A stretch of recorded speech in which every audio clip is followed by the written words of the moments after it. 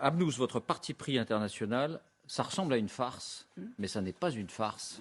Le dico des mots tabous, des mots à ne surtout pas employer à Bruxelles. Les expressions, etc. Le titre est très gentil, parce que je pense que je vais me lâcher ce soir. Voici le document qui a été retiré, mais on l'a quand même.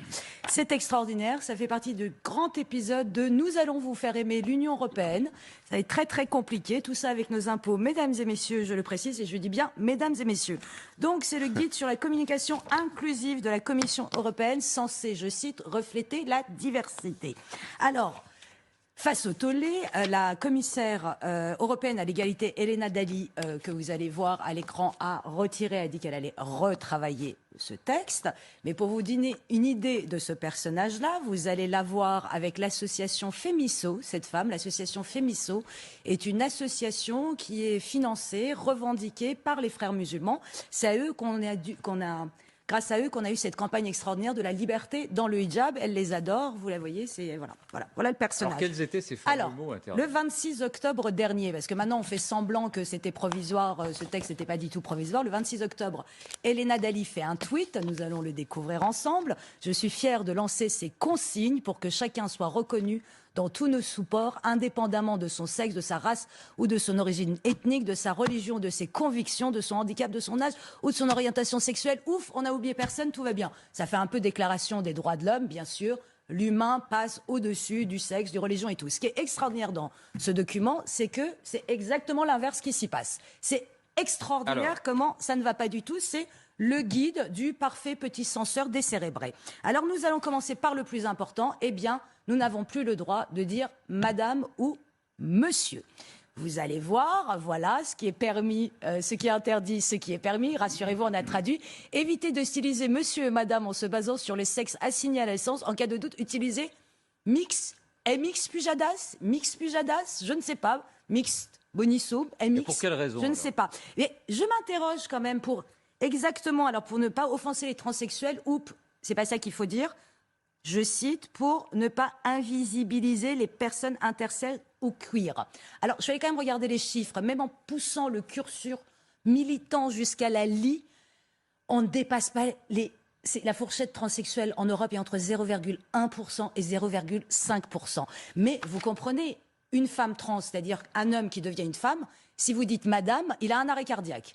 Mais pourtant, il veut devenir une femme. Ne me demandez pas, je ne comprends pas tout. C'est ça la question, parce qu'ils peuvent être très peu nombreux. Mais pas du tout, c'est que c'est mal. On peut s'entendre. Non, mais non, c'est mal. Offensant. Mais vous savez, à la base, il y a quand même quelque chose de dérangeant. C'est qu'on veut annihiler le sexe biologique, alors que, par exemple, une démarche féministe réelle consisterait à militer pour que des médicaments soient testés sur des femmes. Parce que figurez-vous que la majorité des médicaments sont testés sur les femmes, sur les hommes, donc mal dosés pour les femmes.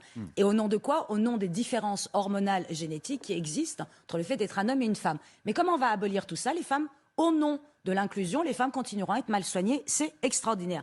Mais ce n'est pas tout. Ce n'est pas tout. J'arrive au gros, parce que là, c'était genre mignon, presque, par rapport à ce que je vais vous dire. Noël. Vous ne pouvez plus dire Noël.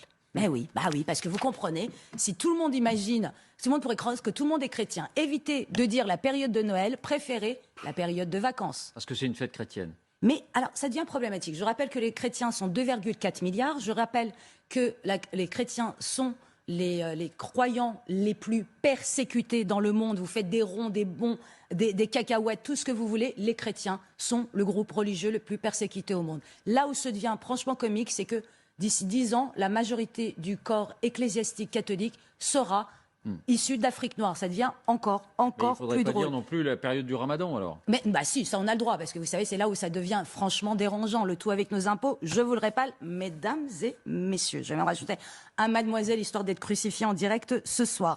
Alors, ce qui est quand même fabuleux, c'est quand même, je rappelle pour les distraits, parce qu'il y en a beaucoup, que l'Europe, il se trouve, est une terre historiquement chrétienne. Ça viendra à l'idée de personne d'aller voir les Saoudiens et de leur dire, dis donc, là, quand vous dites terre d'islam, ça me pose un sérieux problème d'inclusion. Mais alors, par contre, ça devient problématique. Historiquement, c'est comme ça. C'est le hasard historique. Ça aurait pu être autre chose. Mais voilà, c'est comme ça.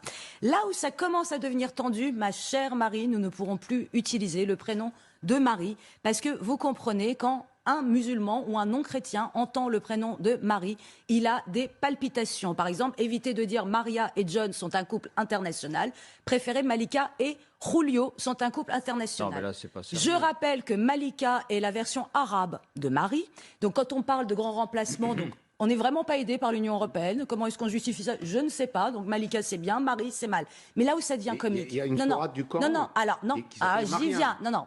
Pascal Perry, j'y viens. Ça, c'est mon petit domaine de compétence. J'y viens avec joie et bonne humeur.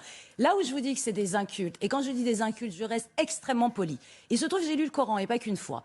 Marie est le seul prénom de femme qui existe dans le Coran. Pas une fois, pas 2 fois, 34 fois. Marie est citée dans le Coran 34 fois. Sarah est citée 2 fois, mais pas sous le prénom Sarah, sous l'appellation femme d'Abraham. Et pour vraiment que vous sortiez de ce parti pris en ayant un petit peu plus de culture, Agar. Personne ne sait autour de cette table qui est Agar.